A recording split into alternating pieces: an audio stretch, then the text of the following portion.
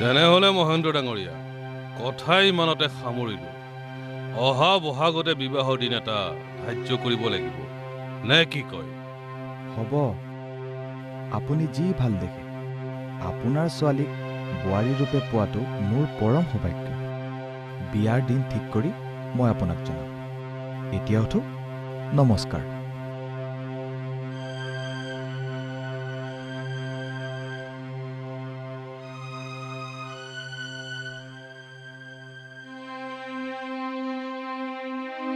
হেৰা, শুনিছানে?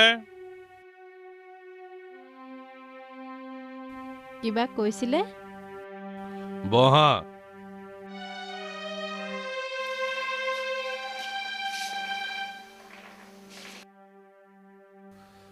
জোনৰ বিয়াখন ঠিক কৰিয়ে পেলালো, বুজিছা। বৰ ভাল ঘৰ এখনলৈ তাইক উলিয়াই দিব পৰা যাব। ল'ৰাটোও চৰকাৰী চাকৰিয়াল, বুজিছা। তথাপিও কথাটো এবাৰ জোনক সুধি চোৱা হ'লে ভাল আছিল নেকি? হেৰা, তাইক আকৌ কিয় সুধিব লাগে? মই তাইৰ দেউতাক, মই তাইৰ ৰোহিত চিন্তা কৰিম নেকি? গতিকে মোৰ সিদ্ধান্তই শেষ সিদ্ধান্ত। জানো পাই, আপুনি যি ভাল দেখে।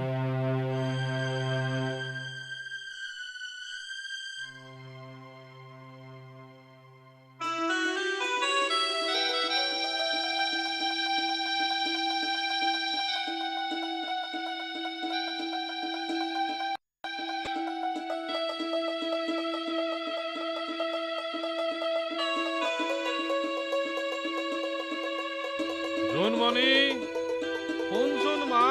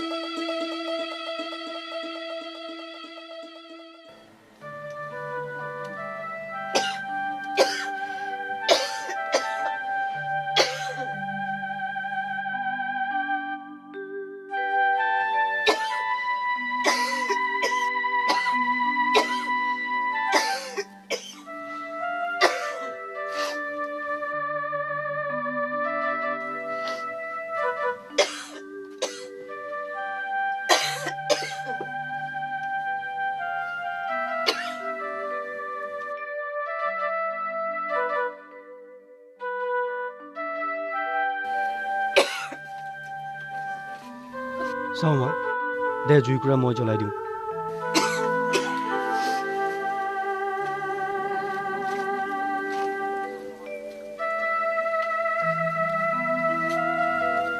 মা, দেউতানো পুৱাই পুৱাই কেনে গ'ল?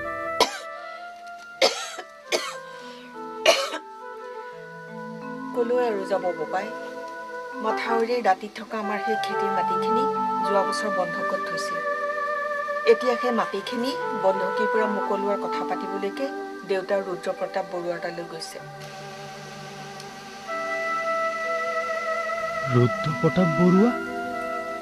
মানুহজন বৰ একাচেকা। জানো পাই, দেউতাৰে বন্ধকীৰ পৰা মাটিখিনি মোকলাব পাৰিবনে নাই। নাই, নোৱাৰিম।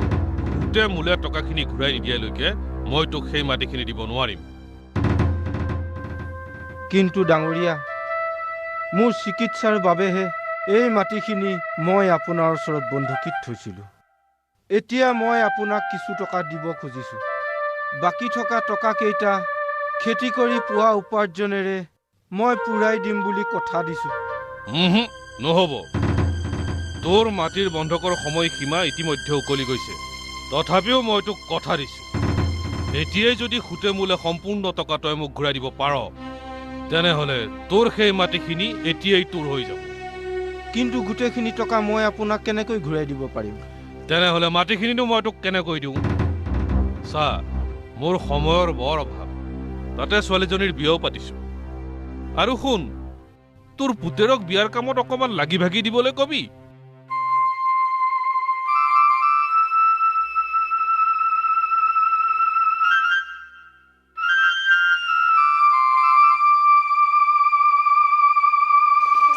খুৰা দেখোন চান্দা নিবলৈ আহিছিল নেকি?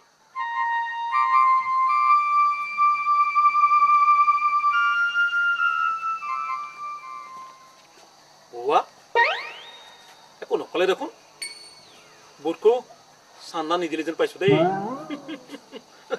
আইঅ' এই ভিতৰলৈ যাবলৈ ভয় লাগিছোন পাই।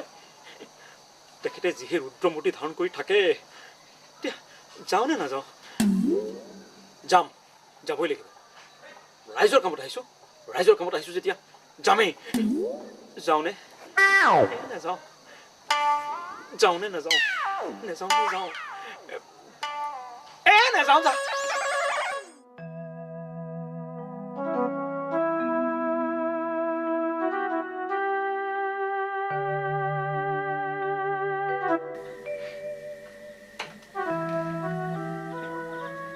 পালি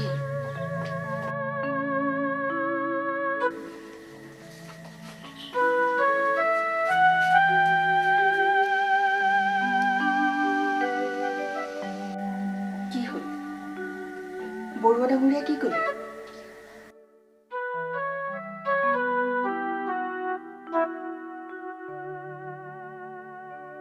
নাই, নহ'লে তেওঁ মোৰ কোনো কথাই নুশুনিলে।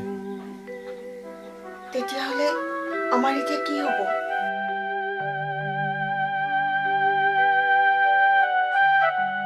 তোৰ বাবে সাঁচি থোৱা মাথাৰি কাষৰ মাটিডৰা গ'ল অ' বোপাই।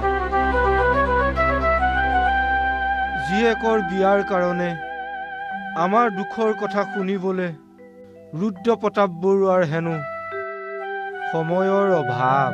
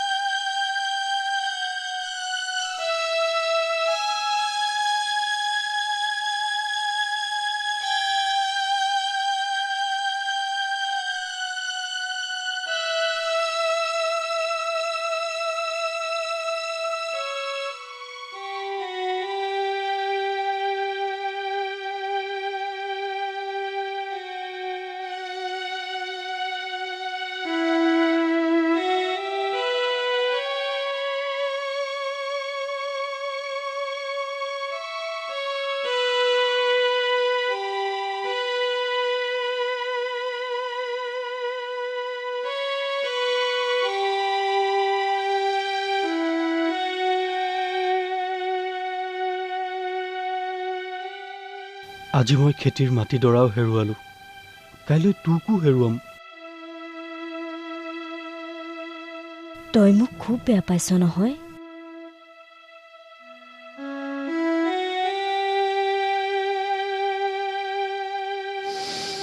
মোৰনো আৰু কি ভাল পোৱা বেয়া পোৱা আছে? মোৰ ভাল পোৱাৰ জানো কিবা মূল্য আছে? ভগৱানে বাৰু কিয় আমালৈ চকু মেলি নাচালে? ভগৱান, মই তোক এৰি কেতিয়াও থাকিব নোৱাৰো শুন। ভুল মোৰেই। মই জানিব লাগিছিল যে ৰুদ্ৰ প্ৰতাপ বৰুৱাৰ একমাত্ৰ ছোৱালী। নৰেন বৰুৱাৰ দৰে ডাল দৰিদ্ৰৰ ঘৰৰ বোৱাৰী কেতিয়াও হ'ব নোৱাৰে। তই বাৰু তেনেকৈ কিয় কৈছ? তই এতিয়া এখন ঘৰৰ বোৱাৰী হ'বলৈ ওলাইছ, গতিকে আজিৰে পৰা তই মোক কেতিয়াও লগ নকৰিবি। আৰু মই তোক পাহৰিবলৈ চেষ্টা কৰিম।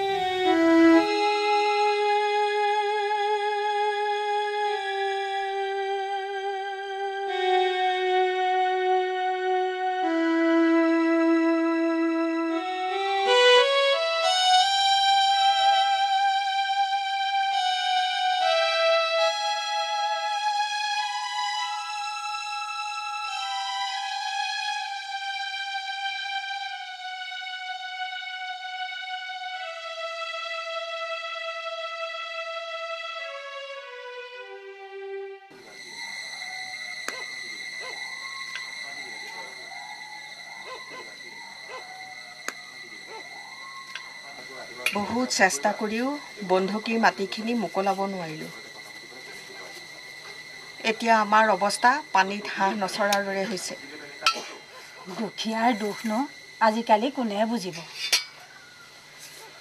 তেখেত একেবাৰে ভাগি পৰিছে। যোৱাবাৰ বানপানীও আমাক কম জুৰুলা কৰিলেনে। মথাউৰি কাষৰ মাটিখিনি তেখেতৰ চিকিৎসাৰ কাৰণেই বন্ধকীত থলোঁ। এতিয়া সেইখিনিও গ'ল। হেৰাও দুখ কেতিয়াও অকলে নাহে, আহিলে চাৰিওফালৰ পৰা একেলগে আহে। মণিৰ বাপেক ঢুকুৱাৰ পাছৰে পৰা আমাৰনো কম কষ্টত দিন গৈছেনে।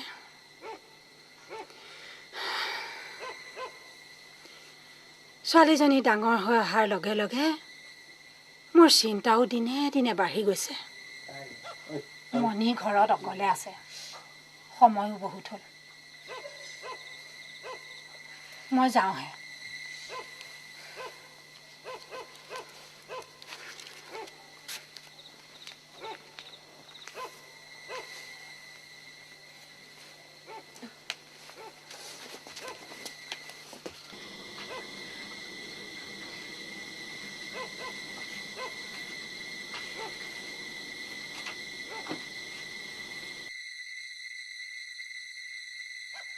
ৰাতি বহুত হ'ল মাজনী, এতিয়া শুই থাক গৈ যা। আৰু অলপ সময় মা, তই শুবচোন যা। ইমান পঢ়ি শুনিনো কি হ'ব? তোক কেনেকৈ এঘৰলৈ উলিয়াই দিব পাৰি সেই চিন্তাহে মোক খুলি খুলি খাইছে। তাৰপাছত তোৰ কি হ'ব? সেইবোৰ কথা তই এতিয়া ভাবিব নালাগে। কিয় নাভাবিম? দেউতাৰ ঢুকুৱাৰ পাছত তোক কেনেকৈ ডাঙৰ দীঘল কৰিলোঁ সেয়া মইহে জানো। সেইকাৰণেইতো কৈছোঁ মা, মই পঢ়ি শুনি ভাল চাকৰি এটা পাবই লাগিব। তেতিয়া তই চাবি আমাৰ সকলোবোৰ দুখ একেবাৰে নাইকিয়া হৈ যাব।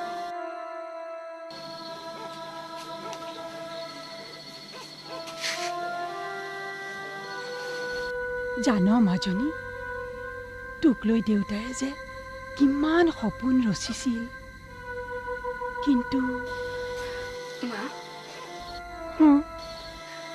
দেউতাই চাগে মোক খুব মৰম কৰিছিল নহয়? খুব মৰম কৰিছিল তোক। দেউতাৰ ঢুকুৱাৰ সময়ত তোৰ বয়স মাত্ৰ 2 বছৰ। কি কৰিবি, সকলো ভাগ্যৰ লিখন।